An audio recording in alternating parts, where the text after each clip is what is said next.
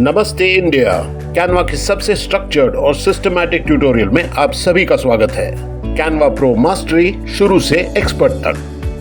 तो आज देखेंगे बैकग्राउंड्स में कलर्स, ग्रेडियंट्स और इमेजेस को किस तरह यूज किया जाएगा।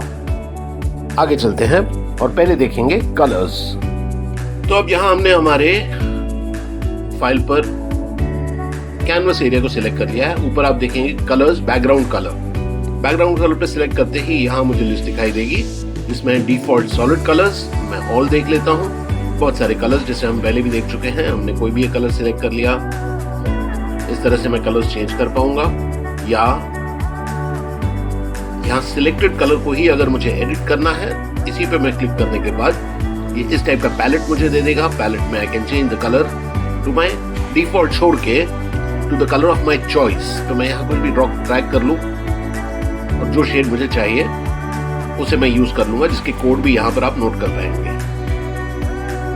आगे चलते हैं ग्रेडियंट्स में दो तरीके से हम इस बैकग्राउंड को ग्रेडियंट बैकग्राउंड दे पाएंगे। ग्रेडियंट यानी कि मल्टीपल कलर्स का मिक्स।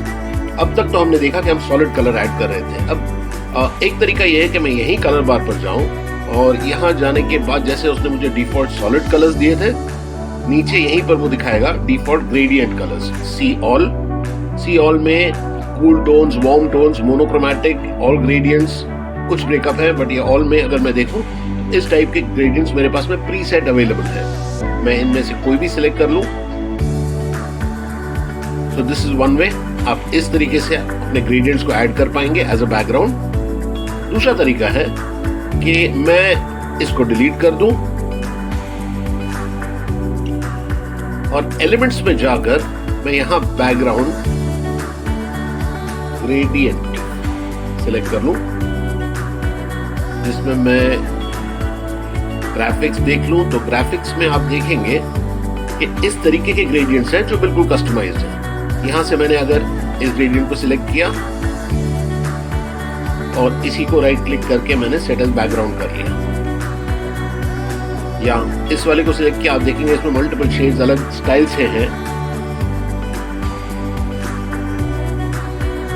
इसी को बैकग्राउंड सिलेक्ट कर लिया। तो ये था दूसरा तरीका ग्रेडियंट्स यूज करने का। अब देखते हैं कि हम किसी भी इमेज को बैकग्राउंड की तरह किस तरह यूज कर पाएंगे। ये पहले किया हुआ चीज मैं डिलीट कर दूंगा। यहां मैं जाऊंगा फोटोज। अब मैं फोटोज में आ गया। अब यहां मुझे ग्रेडियंट डालना जरूरी नहीं है। मैं फॉर एग्जांपल डाल देता हूं इंडिपेंडेंस डे। स्पेलिंग में गड़बड़ है बट कोई बात नहीं। यहां मैंने कोई फोटो ले लिया। अब जिस फोटो को मैं देख रहा हूं यहां कौन से प्रो वाले नहीं हैं, ठीक है, तो मैंने इस फोटो को ले लिया है। इसको भी मैं इसी तरह से राइट क्लिक करके सेट एज इमेज बैकग्राउंड कर लूंगा। सिमिलरली अगर मैंने कोई इमेजेस अपलोड किए हुए हैं तो उन इमेजेस को भी मैं बैकग्राउंड की तरह सेट कर पाऊंगा। अब फिलहाल मैंने ये प्री लोडेड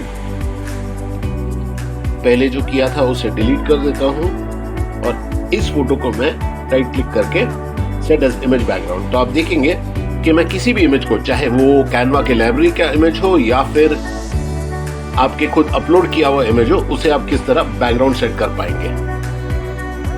रिकैप कर लेते हैं। हमने आज देखा बैकग्राउंड्स में हमने देखा कि हम प्लेन सॉलिड कलर्स किस तरह लगाएंगे, ग्रेडियंट्स को किस तरह यूज कर पाएंगे और किसी इमेज को एज अ बैकग्राउंड किस तरह सेट कर पाएंगे। एक छोटी सी टिप, ग्रेडियंट्स को ओवर यूज करना अवॉइड कीजिए। सिंपल और सटल ग्रेडियंट्स जो होते हैं वो ज्यादा प्रोफेशनल दिखाई देते हैं। अगले सेक्शन में हम देखेंगे फोटोज को किस तरह ऐड किया जाएगा। Search, upload and edit photos. तो आज के लिए बस इतना ही। फिर मिलेंगे अगले वीडियो में। धन्यवाद।